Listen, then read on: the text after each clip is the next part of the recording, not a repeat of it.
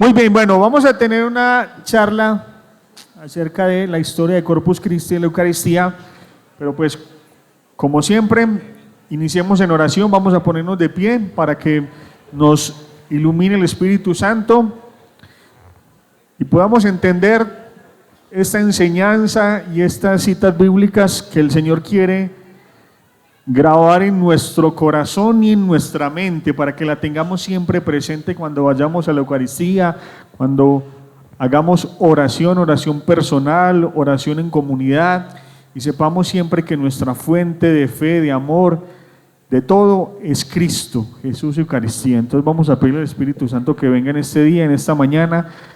Digamos todos: ven Espíritu Santo, ven por medio de la poderosa intercesión del Inmaculado Corazón de María, tu amadísima esposa.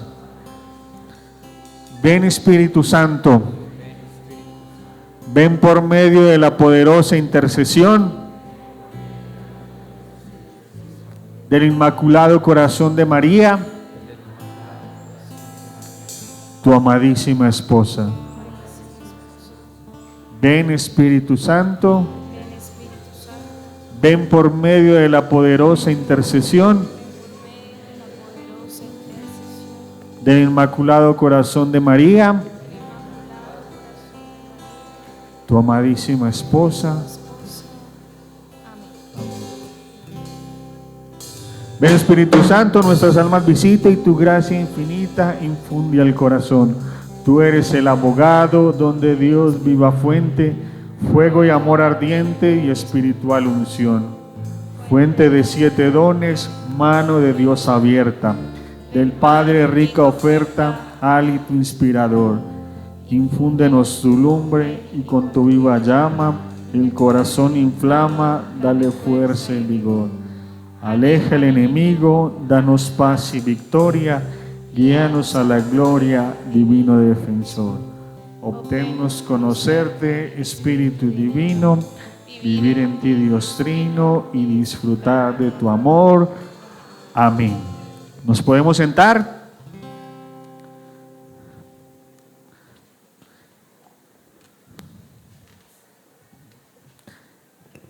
Bien, este fin de semana, esta semana se celebra en la iglesia la fiesta de Corpus Christi.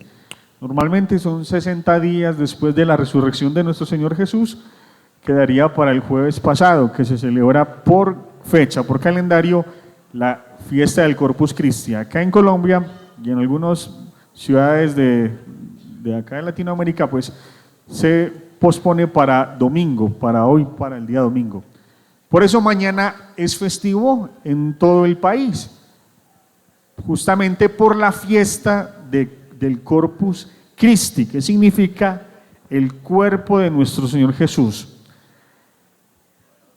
Me hubiera gustado, ojalá tuvieran ahí todos papelito, una libreta en que anotar y la Biblia, pero bueno, traten de retener en sus corazones y en sus mentes algunas citas bíblicas que les voy a dar aquí durante la charla.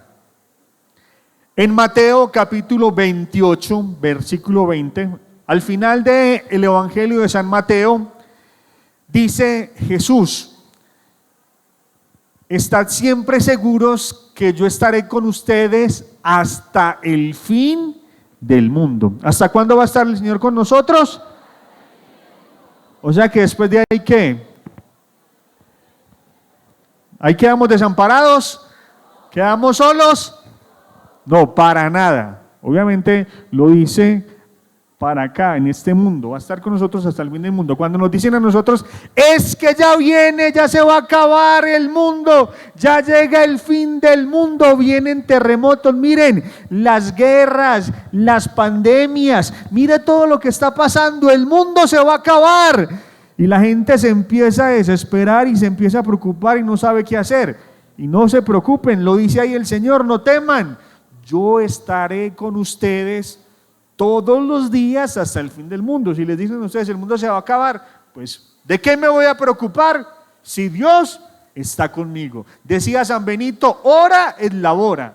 no te preocupes. Decía el Padre Pío, ora, ten fe y no te preocupes. Desde que usted esté orando, esté en la presencia de Dios, frecuentando los sacramentos, en gracia de Dios, no tienes por qué temer. No debemos temer. Quien está con Dios, quien está en su gracia, no debe temer. No debemos temer porque Dios está con nosotros todos los días hasta el fin del mundo. Y así nos lo ha demostrado a través de los siglos, que no estamos solos. Y cuando dice el Señor que no estamos solos es porque Él hace presencia viva y real en nuestras vidas, acá en la tierra, en el templo, en la Eucaristía, no solamente en presencia espiritual, sino en presencia real, cuerpo, sangre, alma y divinidad. Está presente el Señor. Miren, al día, más o menos esta es la estadística, se celebran al día 400.000 Eucaristías en el mundo entero, 400.000 Eucaristías. Gracias a eso es que este mundo sigue, pues seguimos vivos. La Eucaristía, lo dicen los santos, es el pararrayos de la justicia de Dios. Es gracias a la Eucaristía que Dios sigue teniendo misericordia de esta humanidad. ¿Por qué? Porque hemos cometido todos los pecados, mejor dicho, nos merecemos todos los castigos de Dios por tanto pecado. Hay más pecado ahora que al principio de los siglos, al principio del cristianismo. Hay mucho más pecado ahora, es más, hay más persecución a los cristianos hoy en día. Vean ustedes las noticias de Medio Oriente, de África, de Nigeria, cómo están asesinando, degollando, martirizando cristianos en mucha más cantidad que al principio del cristianismo.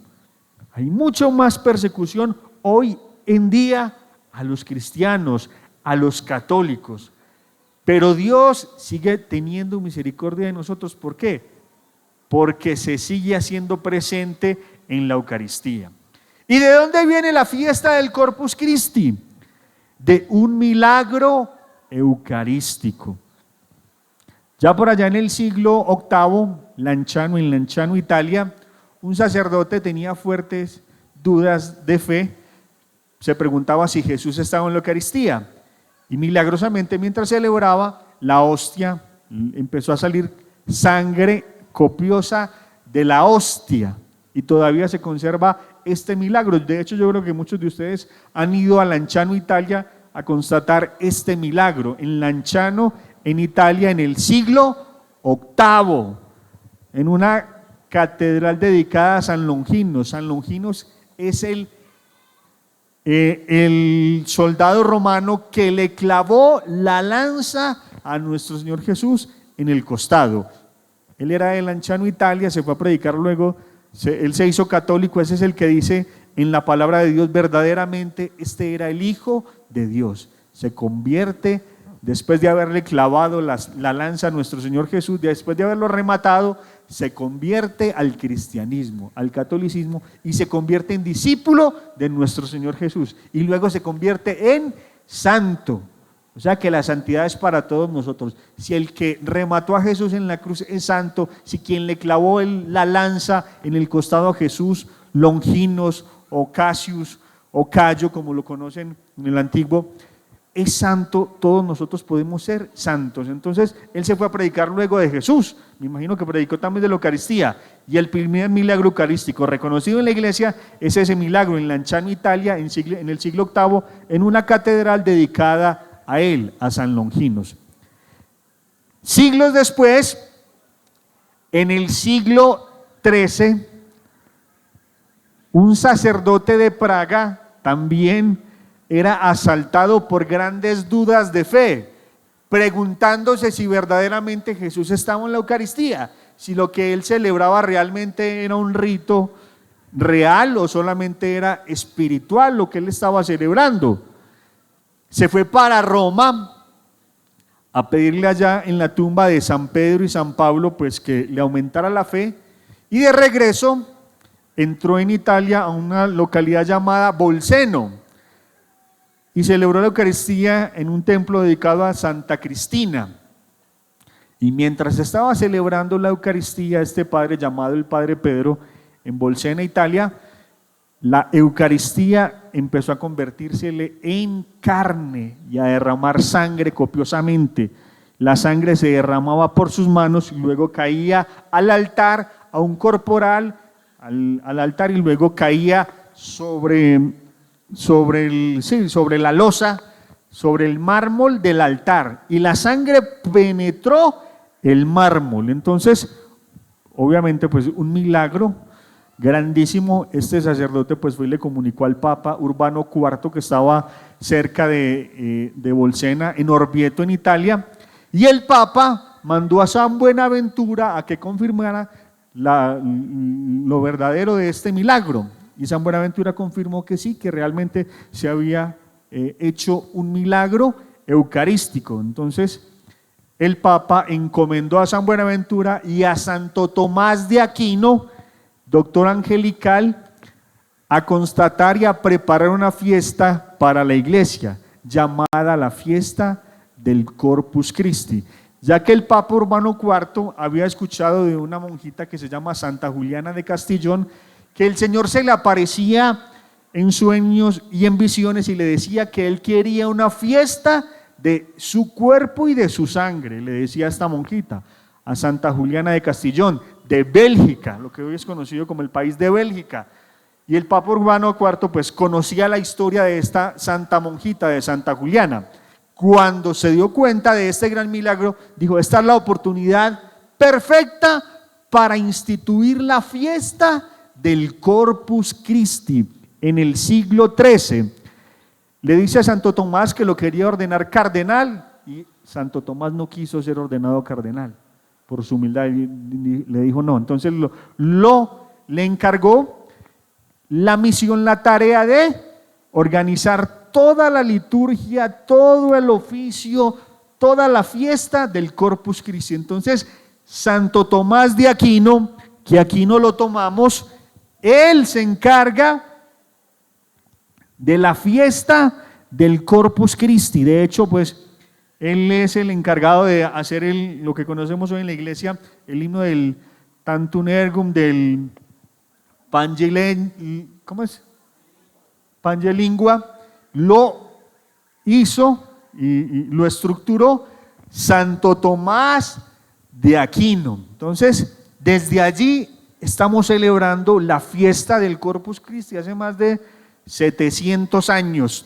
Cada año celebramos entonces la fiesta del Corpus Christi, dedicado a la Eucaristía. Y sabemos nosotros, al cuerpo de Cristo, que Jesús es quien instituye la Eucaristía, y dice que le encarga a los discípulos, a los apóstoles, a los sacerdotes, a que hagan esto siempre en memoria mía, dice el Señor, en memoria de nuestro Señor Jesús. Porque Él dice en Juan capítulo 6, versículo 33, que Él es el pan vivo bajado del cielo. Quien come de este pan vivirá para siempre y nunca va a tener hambre.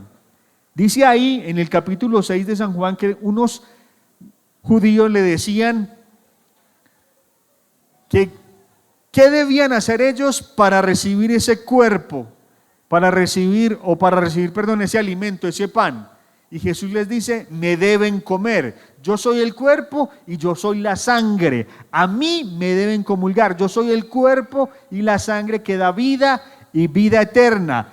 Lo que ustedes comieron en el pasado con Moisés, ese pan, ese maná, lo mandó mi Padre Dios, pero quienes comieron luego murieron, porque ese pan se comía y luego morían. Pero este pan que yo les voy a dar, quien lo coma vivirá para siempre. Entonces dice el Señor: ¿y ustedes quieren vivir para siempre? Sí, me deben comer y deben beber mi sangre.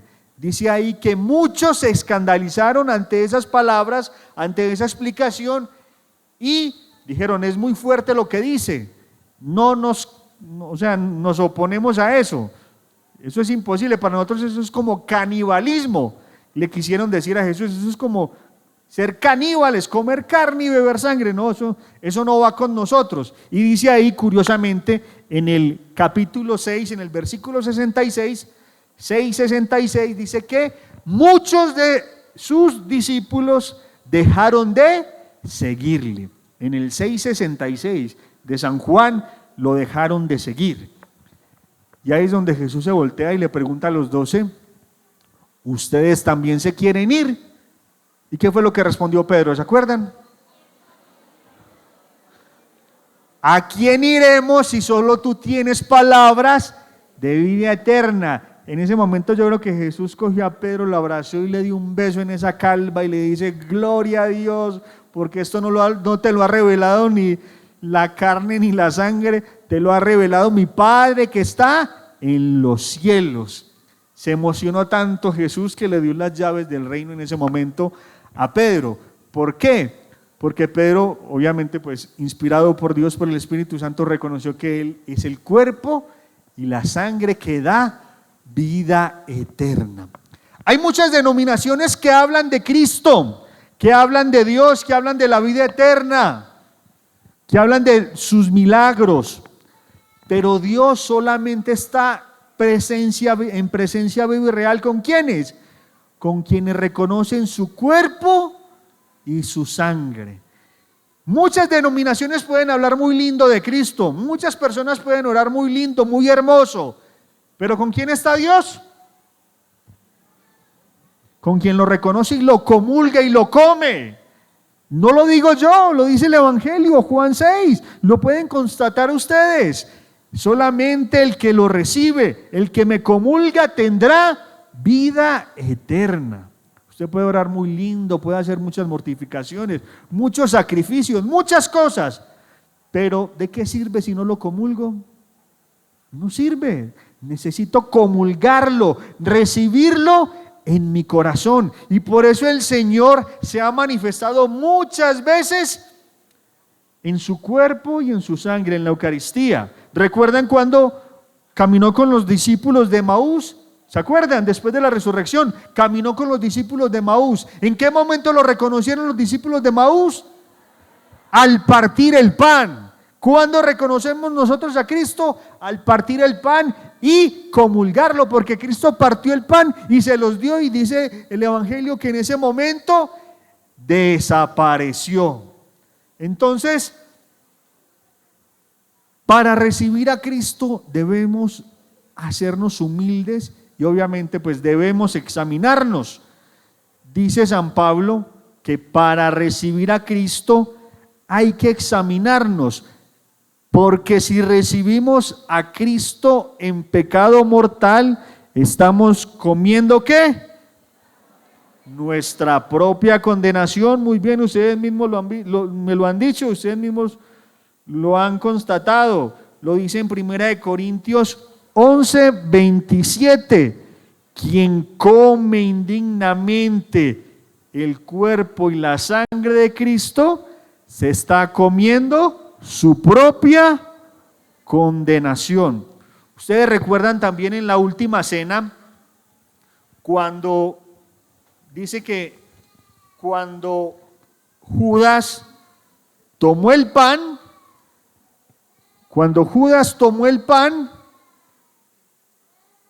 dice que detrás del bocado que tomó Judas entró Satanás.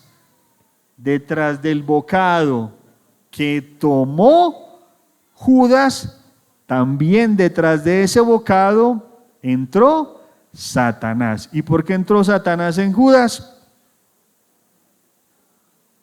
Detrás del pan. ¿Por qué? Porque estaba en pecado mortal. Porque estaba en pecado mortal. Porque estaba en pecado mortal. Y lo confirma San Pablo. Lo dice aquí muy claro, mire, 11:27. Por tanto, quien coma el pan o bebe el cáliz del Señor indignamente, se está comiendo su propia condenación. Así que cada cual se examine interiormente antes de comer y beber el cáliz. ¿Qué quiere decir esto? Confiésese. Antes de comulgar, confiésese. Porque si no, se va a estar comiendo su propia condenación. Lo dice también Juan 13:27, que después, Juan capítulo 13, versículo 27, que después de que Judas comió el pan, comulgó, entró Satanás detrás de él. Y acá dice también: por eso hay entre vosotros tantos enfermos y achacosos, y no mueren no pocos. ¿Por qué? Por comulgar en pecado mortal. Lo dice San Pablo. ¿Quién como Dios? Entonces, para recibir el cuerpo de Cristo, debemos siempre examinarnos, debemos siempre confesarnos, estar preparados, disponer nuestro corazón, nuestra alma y creer que Cristo está verdaderamente en el cuerpo, en la hostia, en cuerpo, sangre, alma y divinidad. ¿Sabían ustedes que más del 90% de los católicos no creen, católicos bautizados que han hecho la primera comunión, no creen que Jesús está en la Eucaristía en cuerpo, sangre, alma y divinidad?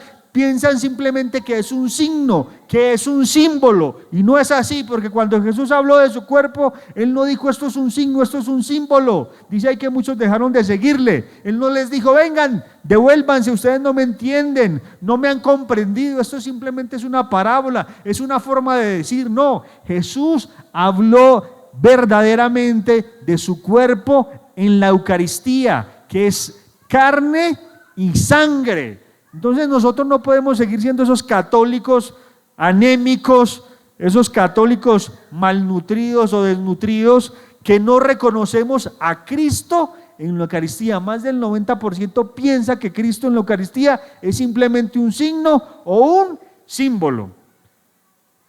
Por eso dice San Pablo ahí, por eso muchos están enfermos, achacosos, están, mejor dicho, sin vida, por no reconocer a Cristo. ¿Se acuerdan ustedes de la mujer hemorroísa? La mujer hemorroísa oyó hablar de Jesús, tenía un flujo de sangre, dice ahí que más de 12 años. Cuando oyó hablar de Jesús, dijo: si lo toco, sanaré. Y entre tanta multitud, la mujer hemorroísa se arrastró por el suelo, tocó el borde de su manto y ¿qué? Se curó. ¿Y por qué se curó? Porque reconoció que Jesús era Dios. Y eso pasa cuando comulgamos. En nuestra alma pasan cosas increíbles en ese momento, en ese instante, cuando reconocemos que Jesús es Dios. Porque pasa algo más grande que cuando la mujer hemorroísa tocó el manto de Jesús. Aquí no solamente lo estamos tocando, estamos adhiriéndonos a Cristo. No es que nosotros comulguemos a Cristo, no, todo lo contrario. Jesús nos está cogiendo a nosotros, porque lo más adhiere lo menos. Nosotros somos lo pequeño y Dios es lo grande, que nos recibe y nos adhiere a nosotros. Por eso somos transformados. Una persona que comulga, que va al Santísimo, se le nota la transformación física y espiritualmente. Oigan muy bien, física y espiritualmente. Aquella persona que comulga frecuentemente, que frecuentemente va al Santísimo a orar. Por eso debemos ser humildes nosotros para poder recibir a Cristo. Esta semana que estaba yo en el Santísimo preparando la charla, una ilusión óptica me hacía ver la Eucaristía como en 3 pedacitos, como está acá. Jesús, está en la hostia y Jesús. Y estaba viendo yo los 3 pedacitos y me acordé de una cita bíblica de un evangelio, Mateo 13:33, que una vez, yo hace muchos años estaba haciendo la lección divina y me encontré, era el evangelio de ese día, con este evangelio, con esta parábola. Dice aquí la parábola de la levadura. Mateo capítulo 13, versículo 33, si quieren lo anotan y después lo buscan en sus casas. Dice: les dijo otra parábola: el reino de los cielos es semejante a la levadura que tomó una mujer y la mezcló con 3 medidas de harina hasta que fermentó todo. Yo leí eso, no entendía nada. Yo le decía: Señor, Espíritu Santo, explícame. Vuelvo y leo, dice así: les dijo otra parábola. Esto está en el Evangelio de las parábolas, y una de las parábolas dice así: el reino de los cielos es semejante a la levadura que tomó una mujer y la mezcló con 3 medidas de harina hasta que fermentó todo. A mí pues me parecía normal, una explicación normal. Una mujer que toma 3 medidas de harina, la levadura y la mezcla con 3 medidas de harina hasta que fermenta todo. Pero sigo leyendo y dice aquí más abajo, todo esto dijo Jesús en parábolas a la gente y nada les hablaba si no era en parábolas, para que se cumpliese así lo dicho por el profeta. Abriré con parábolas mi boca y anunciaré lo que estaba oculto desde la creación del mundo. Palabra del Señor.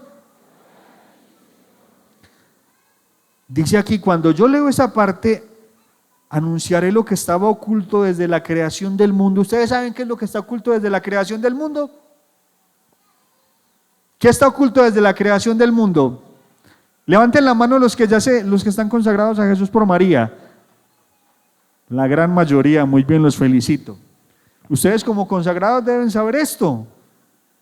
¿Qué está oculto desde la creación del mundo? ¿Cuál fue la primer parábola, cuál fue la primer profecía de la Biblia? ¿Dónde está Misión Consagración? Jalón de orejas. ¿Cómo que no les han enseñado esto? Muy bien. Génesis capítulo 3, versículo 15, ¿qué dice? Pondré enemistad entre ti y la mujer, entre su descendencia y tu descendencia. Ella te pisará la cabeza y tú le acecharás su calcañar. Esa es la base de la consagración. Esa es la esencia de la consagración. Génesis capítulo 3, versículo 15. Allí el Señor da la primer profecía en la historia de la humanidad, en la historia de la salvación. Dice ahí Dios que va a poner enemistad entre la mujer y la serpiente, y no solamente entre la mujer y la serpiente, sino entre su descendencia. ¿La descendencia de quién? De la mujer, y la descendencia de la serpiente.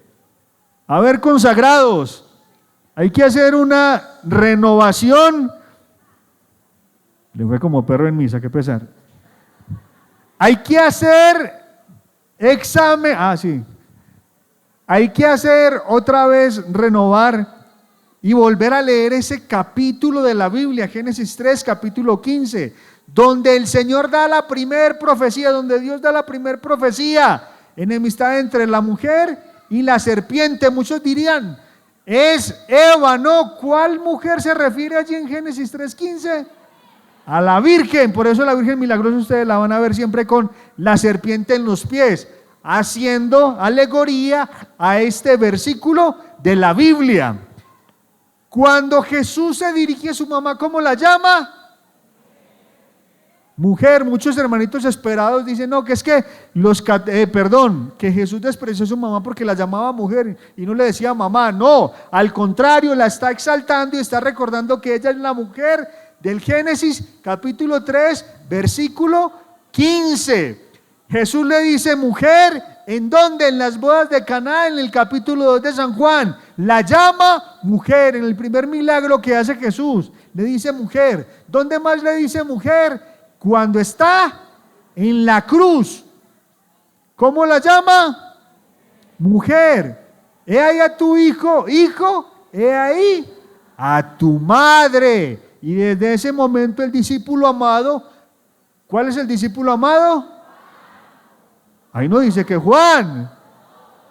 Nosotros ahí no. Es más, es Juan el que escribe ese capítulo de la Biblia y él pudo haber dicho, yo Juan la recibí. No, él dice, y desde ese momento el discípulo amado la recibió en su casa. Casa en la Biblia significa corazón. ¿Y quiénes son los discípulos amados de Cristo? Los que recibimos a María en nuestro corazón. ¿Usted quiere ser discípulo amado de Cristo? Reciba a María, ¿en dónde? En su corazón. ¿Y qué mejor que consagrarnos a ella para ser realmente discípulos amados de Cristo? Que eso nunca se nos olvide.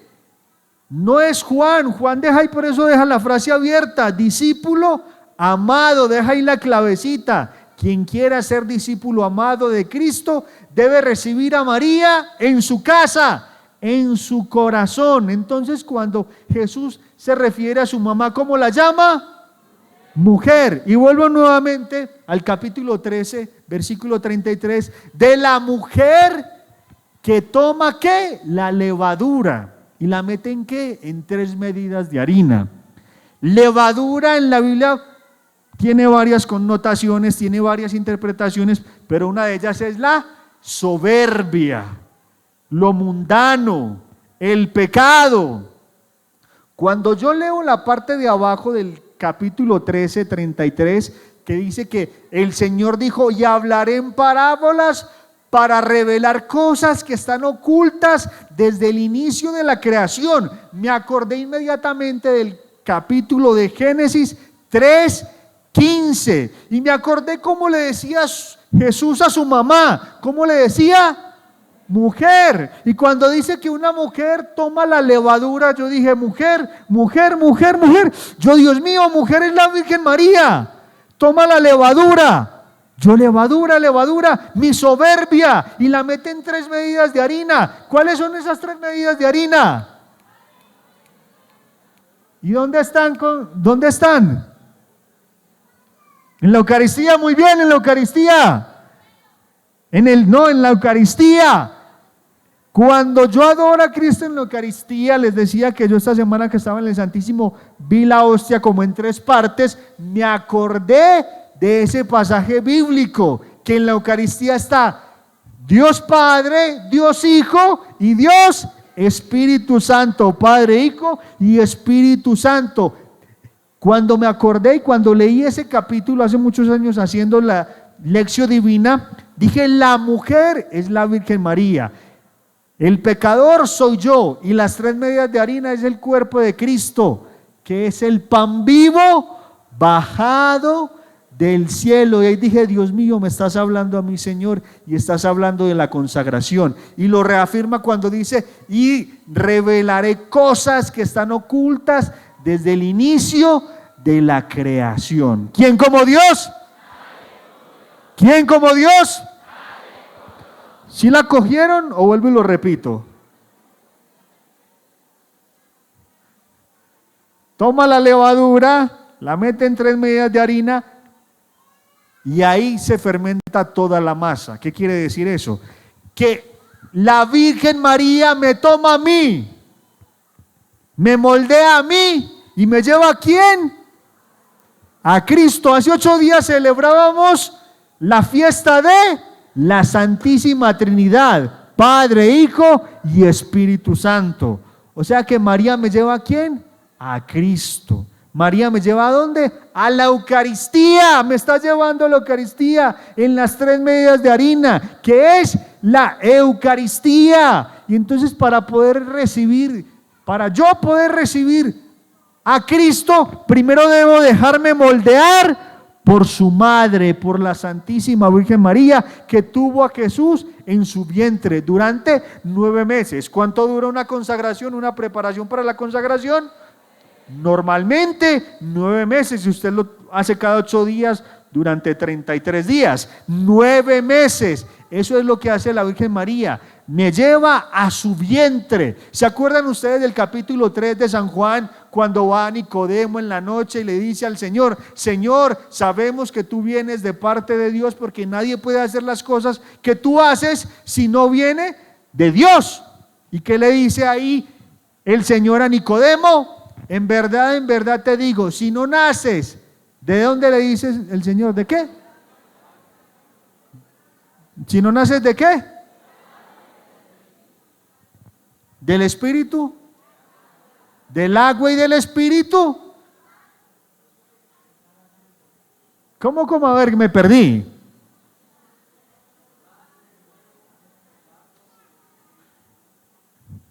Exactamente, si no naces de nuevo del agua y del Espíritu. Tanto así que Nicodemo lo mira y le dice, pero ¿cómo yo ya tan viejo voy a meterme otra vez en el vientre de mi mamá?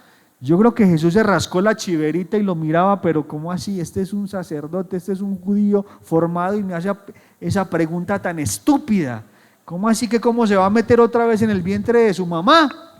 Pero no, la pregunta ni es estúpida, ni el Señor se enoja con Nicodemo, al contrario, le está diciendo muy bien, esa es la clave, hay que nacer de nuevo, y para nacer de nuevo, ¿qué necesitamos? Un vientre. ¿Y cuál es ese vientre?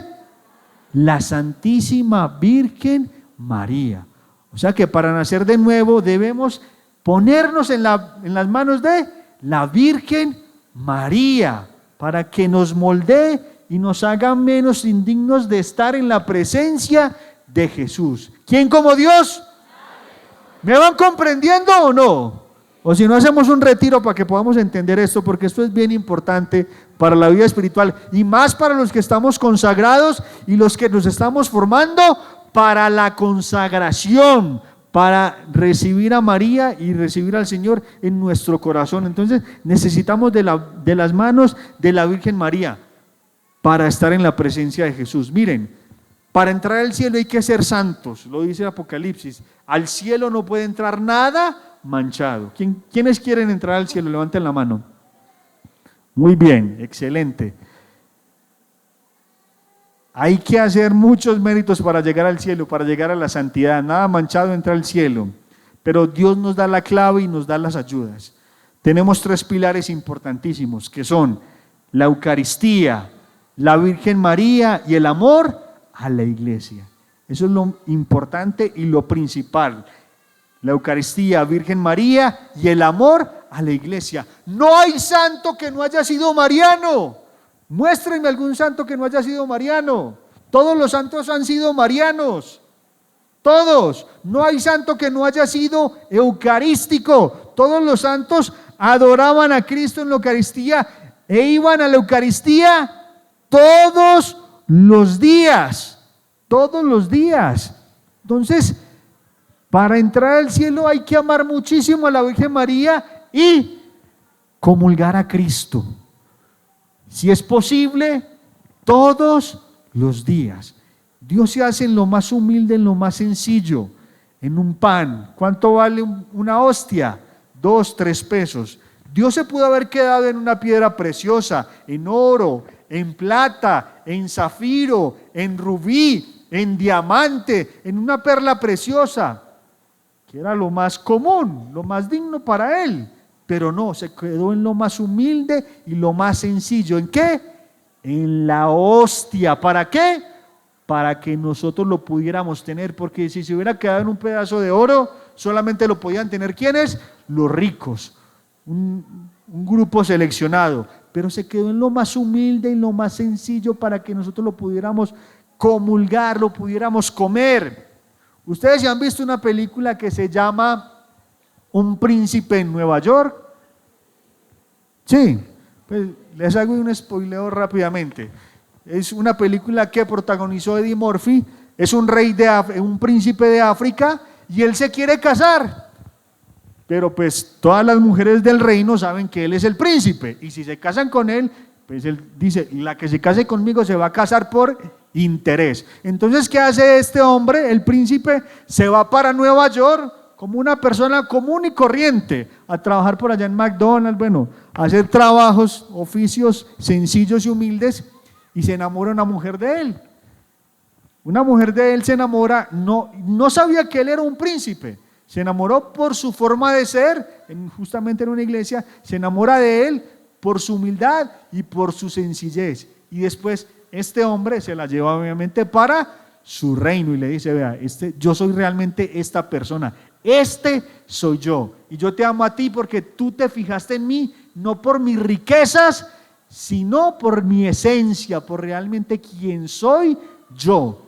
Y eso es lo mismo que hace Jesús con nosotros. Él quiere que nosotros lo busquemos a Él en nuestra humildad y en nuestra sencillez. Como decía Santa Teresita, no buscar los consuelos de Dios, sino al Dios de los consuelos, que lo amemos de verdad por convicción y no por interés, o como un Dios bombero que solamente lo buscamos cuando tenemos un incendio grande en nuestra casa, un problema grande en nuestra casa. No, que realmente lo busquemos a Él por convicción, porque realmente lo amamos, como es Santa Teresa que escribe ese lindo poema de: no me mueve mi Dios para querer el cielo que me tienes prometido, ni me mueve el infierno tan temido para dejar por eso de ofenderte. Mueve mi Dios, mueve al verte clavado en esa cruz escarnecido. Muy bien, se la saben. Ojalá se la aprendieran, nos la aprendiéramos todo. Entonces,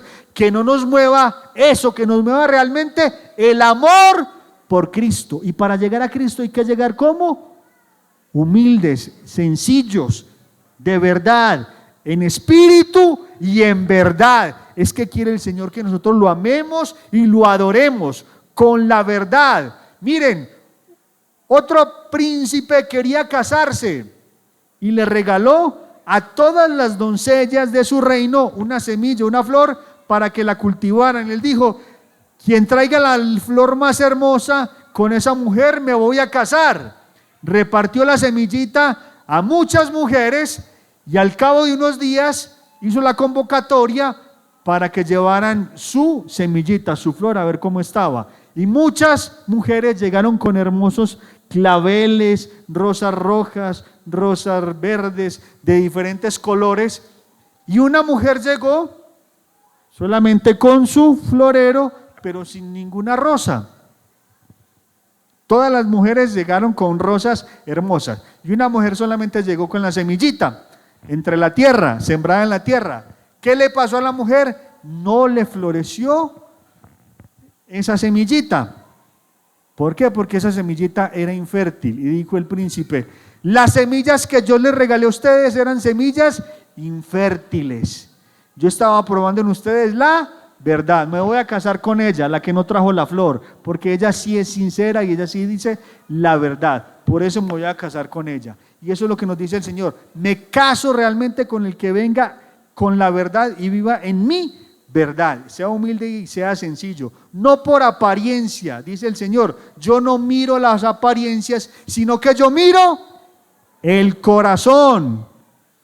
Le dice Samuel: yo no miro las apariencias, sino que yo miro el corazón. Entonces, hay que ser sencillos, humildes. Por eso dice San Pablo: cuando más débil soy, más fuerte soy. Todo lo puedo en Cristo que me fortalece. Romanos 8:31, todo lo puedo en Cristo que me fortalece. Ya no soy yo quien vive, sino que es Cristo quien vive en mí. Solo puedo decir eso cuando ¿qué? Cuando he comulgado a Cristo. Por eso entendí ese evangelio de Mateo 13:33. El Señor se glorifica en los humildes y sencillos. ¿Quién como Dios? Y después de Dios.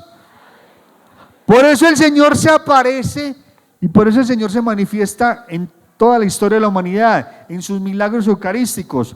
Y ustedes saben que nosotros tenemos un milagro eucarístico muy reconocido en el mundo. Nosotros los colombianos tenemos un milagro eucarístico que un santo lo documentó. No es santo todavía, va a ser santo próximamente, el 7 de septiembre. Documentó este milagro eucarístico que tenemos nosotros los colombianos. ¿Saben cuál es el milagro eucarístico que nosotros los colombianos tenemos? ¿El de cuál? El de Tumaco, Nariño. Muy bien, los felicito. Este milagro eucarístico no lo conocen sino el 10%, no, es que ni el 10% de los católicos colombianos, muy pocos. Pero hay un santo que lo documentó, que esta semana entré yo a su página, más de 163 milagros eucarísticos. Se llama Carlo Acutis. ¿Han oído hablar de él? Carlo Acutis habló de Colombia.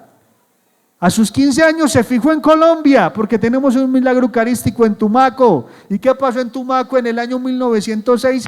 31 de enero. Hubo un terremoto que afectó todas las costas, desde Chile hasta Panamá. Imagínense el tamaño del terremoto. Dicen que casi 9 en la escala. El terremoto, y después del terremoto, el mar se empezó como a desaparecer. Era que se estaba recogiendo porque venía un maremoto. Entonces la gente del pueblo salió gritando y se fue para donde el padre, un padre muy santico, el padre, llamado el padre Gerardo. y la gente le dice: Padre, viene un maremoto, vamos a morir, vamos a desaparecer, una islita pequeñita con pocos habitantes. Y el padre lo que hizo fue al altar, tomó el copón, consumió las hostias y eso lo dejó una hostia. Y se fue con esa hostia, con todos los feligreses, llevaron una imagen de San Andrés y de la Virgen de las Mercedes, y todos los feligreses se fueron detrás del padre.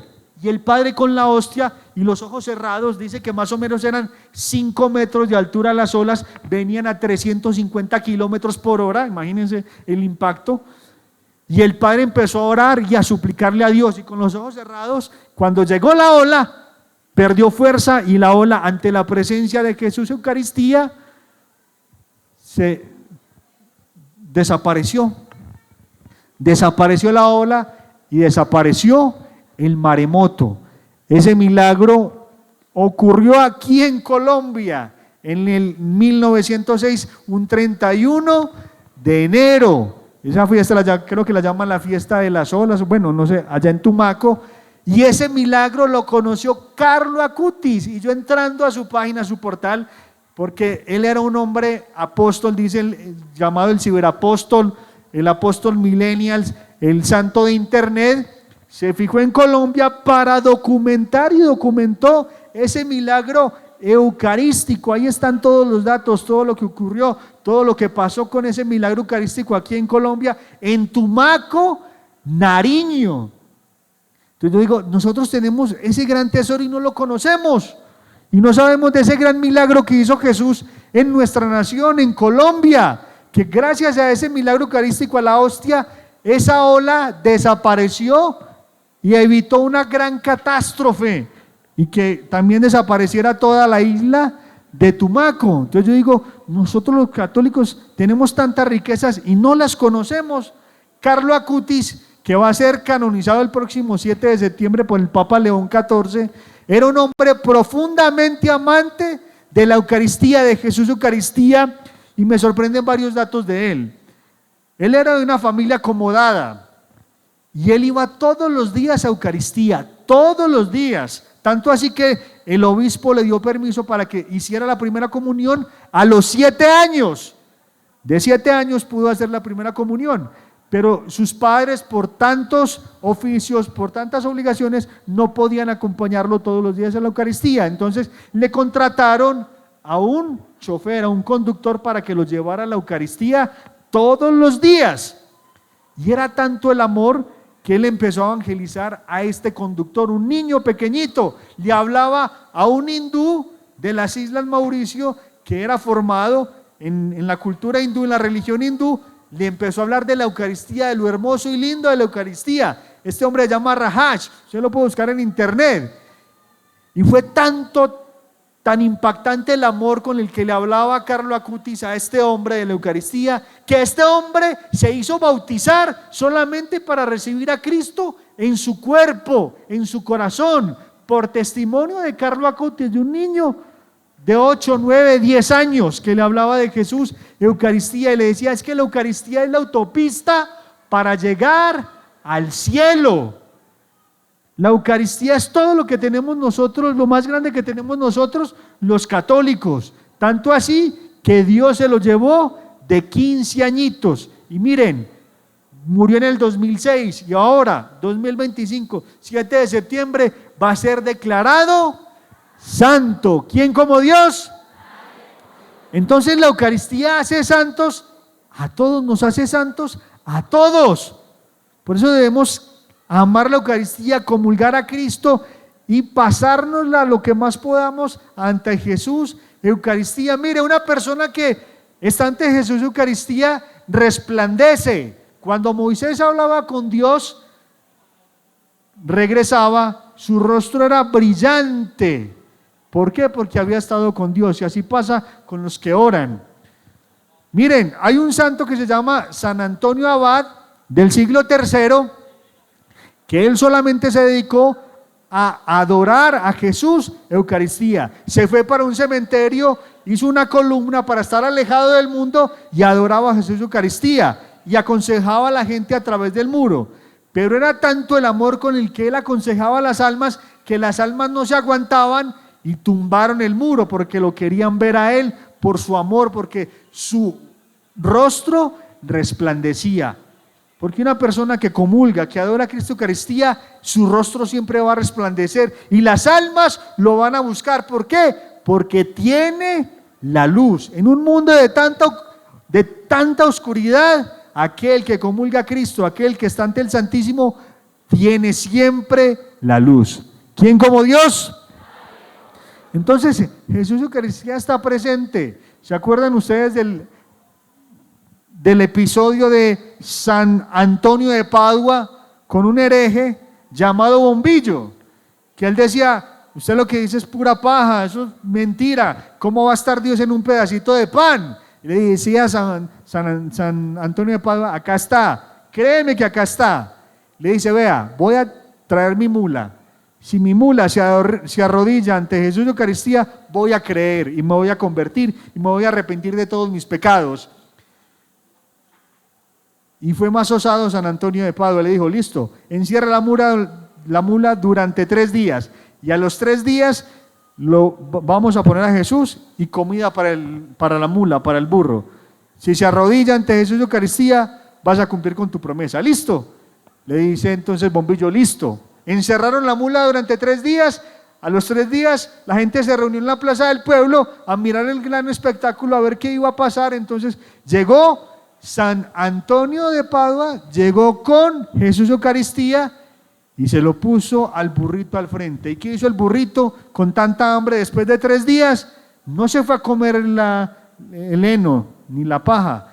El burrito se arrodilló ante Jesús Eucaristía.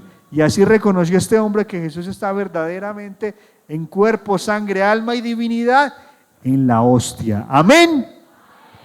Lo mismo pasa con Santa Clara de Asís. Santa Clara de Asís, ustedes pueden ver que cuando uno busca una imagen de Santa Clara de Asís, siempre la van a dibujar con una custodia en la mano. ¿Por qué? Porque una vez llegaron los musulmanes a destruir Asís y su convento. ¿Qué hizo Santa Clara de Asís? Tomó la Eucaristía, la llevó y la puso frente a esos hombres. Y esos hombres, al ver a Jesús de Eucaristía, empezaron a retroceder. Milagrosamente esos hombres retrocedieron y se fueron, se alejaron. ¿Por qué? Porque Jesús los defendió en la Eucaristía. Y Santa Clara de Asís también es declarada la patrona de los medios de comunicación, porque cuando Santa Clara de Asís un día no pudo ir a la Eucaristía, se quedó en su cuarto y Dios le permitió, a través de la pared, se transmitió toda la Eucaristía y ella pudo vivir toda la Santa Eucaristía que Dios le permitió ver a través de su pared. Y después de Dios, Santa Clara de Asís una vez se quedó como 3 días de rodillas ante la hostia. La mandó a llamar San Francisco, le dijo, pero ¿por qué llevas tanto tiempo ahí? No has comido y no has dormido. Y le dice Santa Clara, pero si apenas hace unos minutos me postré. No, ya llevas 3 días. Es que cuando yo estoy con Jesús, decía ella, no siento el tiempo, no siento hambre, no siento frío, no siento sueño. ¿Quién como Dios? Y después de Dios, entonces, la Eucaristía es nuestro alimento principal. Primera de Reyes, capítulo 19, dice que, versículo 24, dice que Elías estaba deprimido, con ganas de morirse, pidiéndole a Dios que le quitara la vida, y en ese momento viene un ángel del cielo, le da alimento y le dice, levántate y come. Y después de que comió, tuvo fuerzas para caminar durante 40 días y 40 noches. Ese es un preámbulo de la Eucaristía. Cuando estés deprimido, cuando estés triste, cuando estés angustiado, comulga a Cristo. Ve a la Eucaristía y comulga a Cristo. Cuando tengas dificultad en tu casa, en tu hogar, ve a la Eucaristía, póstrate ante Jesús Eucaristía y Dios te va a dar fuerzas. Vea, decía mi abuela, los dichos de mi abuela que se me graban mucho en el corazón y siempre lo asocio con la vida espiritual, con el caminar de fe. Decía mi abuela, cuando usted se case, trabaje, al menos trabaje.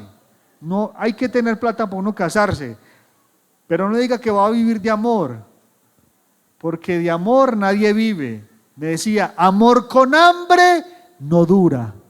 Amor con hambre no dura. Yo amor con hambre no dura. Y eso es lo que yo digo en la vida espiritual. Usted puede amar mucho a Cristo, pero si no lo comulga, ese amor no dura.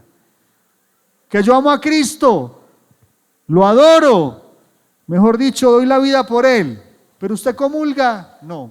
Ah, papito, como decía mi abuela, amor con hambre no dura. Entonces no le creo que ame a Cristo. Ese amor no le va a durar mucho. Y decía también mi abuela, desde que el enfermo coma, la cosa no está tan grave. Y eso le digo a la gente, que tengo este problema, hermano, vaya a Eucaristía, siguen los problemas, tranquilo, pero mientras usted esté comulgando, yendo a la Eucaristía, esos problemas van a pasar, esos problemas van a desaparecer, porque Dios en un momento de su vida va a hacer un milagro. Y aquí me acordé de lo que dice San Pablo en 2 de Corintios capítulo 4, dice San Pablo, 2 de Corintios capítulo 4, ya para terminar, se los voy a leer.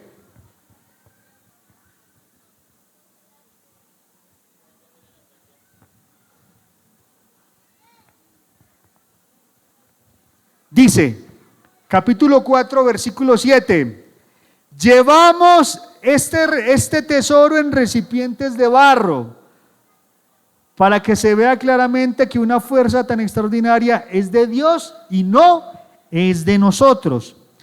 Vivimos siempre apretados, pero no aplastados, apurados, pero no desesperados, perseguidos, pero no abandonados, derribados, pero no rematados. Palabra de Dios. Lo dice San Pablo, podemos vivir así, ¿pero qué? Pero tenemos un tesoro. ¿Cuál es ese tesoro?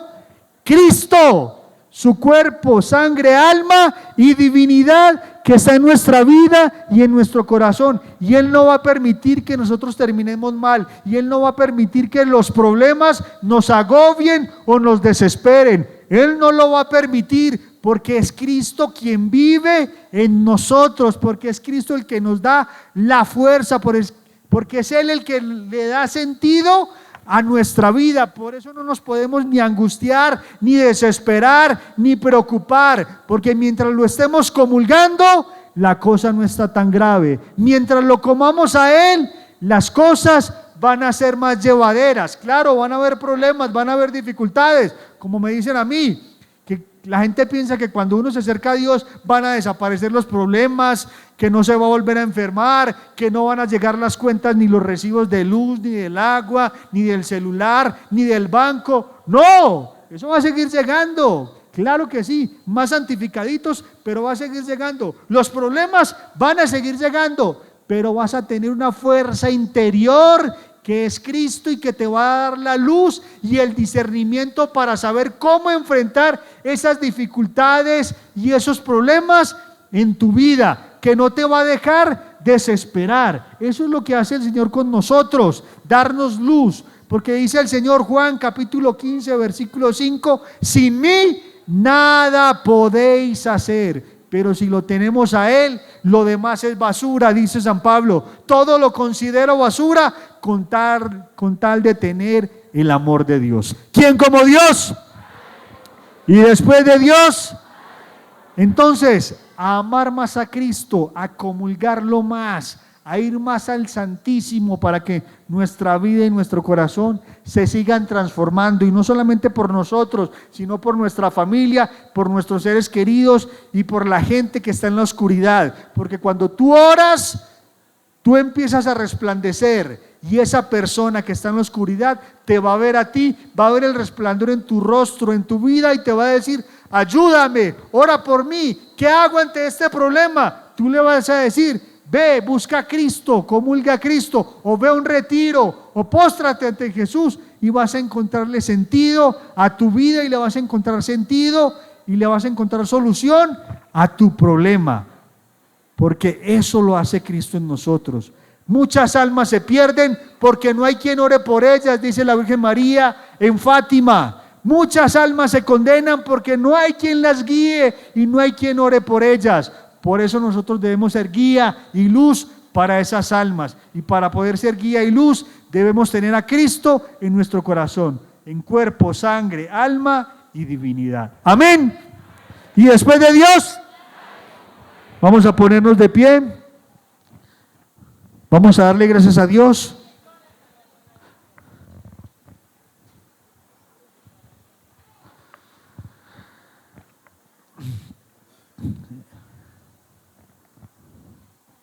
Vamos a decirle que venga a nuestra vida, que disponga nuestro corazón para poderlo recibir hoy en este día tan especial, el día de Corpus Christi.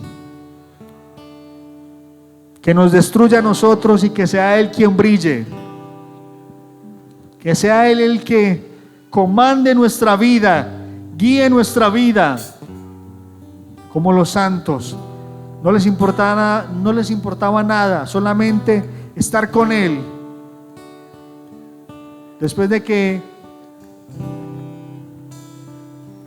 Lucía, Jacinta, Francisco vieron la aparición de la Virgen María,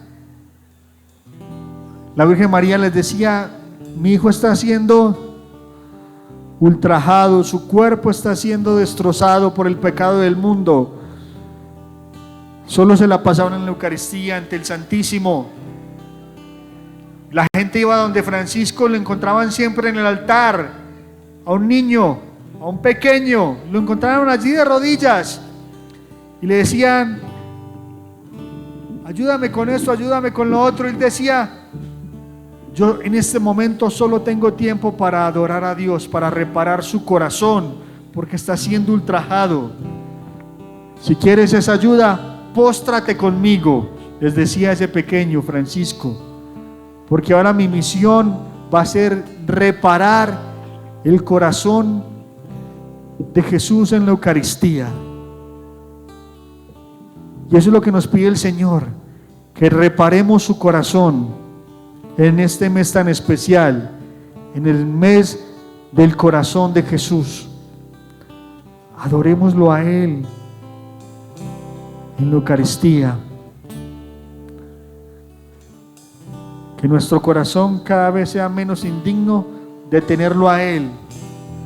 El Señor le decía a los santos: no dejen de enfriar sus corazones, porque es el único lugar donde yo recibo calor en el mundo.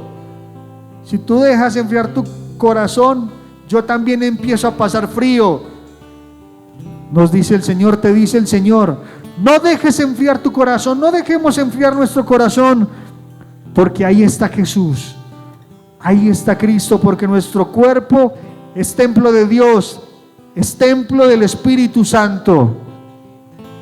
Que lo demás desaparezca, pero que no desaparezca Cristo, que no se vaya Él.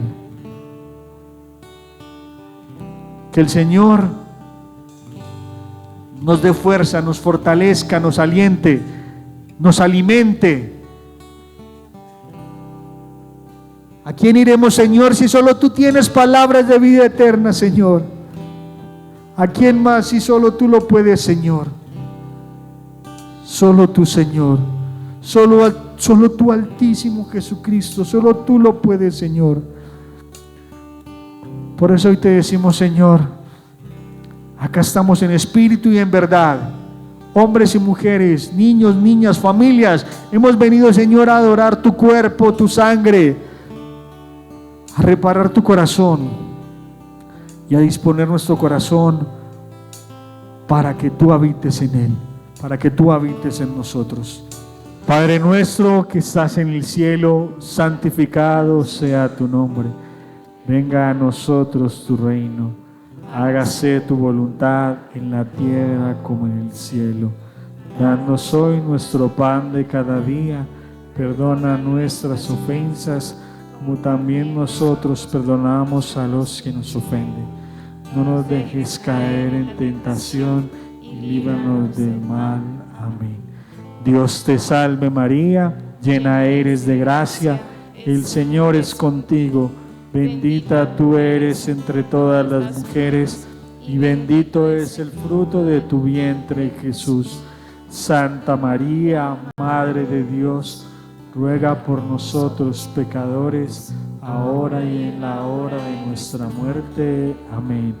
Gloria al Padre, al Hijo y al Espíritu Santo. Como era en el principio, ahora y siempre, por los siglos de los siglos. Amén. Porque tuyo es el reino, tuyo es el poder y la gloria por siempre, Señor. Amén. ¿Quién como Dios?